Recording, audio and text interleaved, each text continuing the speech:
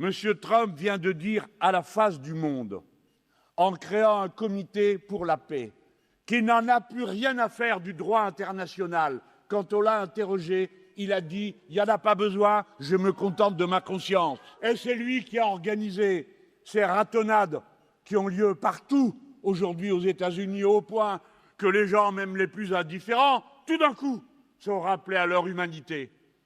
J'avais au téléphone, il y a quelques jours, une camarade qui exerce une fonction diplomatique au nom d'un État ami qu'est le Mexique, et qui me racontait, mesdames, messieurs, la peur tous les jours des gens.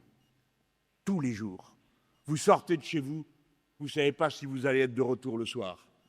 Parce qu'il y a des patrouilles qui passent, qui vont, qui viennent, qui arrêtent n'importe qui, n'importe comment.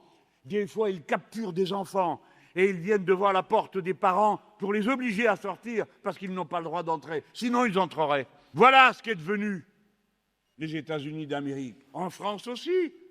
Ne voyez-vous pas un conseiller d'État dire qu'il faut organiser en France des rafles? Si on veut se débarrasser des OQTF, il faut organiser, comme fait Trump, avec ICE, des sortes de grandes rafles un peu partout, mais en organisant des grandes rafles, c'est-à-dire en essayant d'attraper le plus d'étrangers en situation irrégulière, on commet aussi des injustices. On ne peut pas faire ça sans commettre parfois des injustices. Comment on peut tomber à ce niveau-là? Surtout quand, en plus, on est conseiller d'État, c'est-à-dire qu'on est chargé, d'une manière ou d'une autre, de veiller sur la préparation de la loi.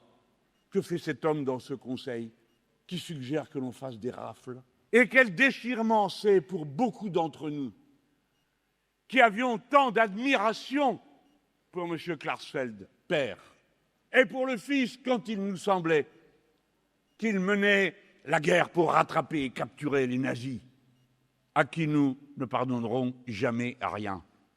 Eh bien, oui, c'est une déception, je vous le dis.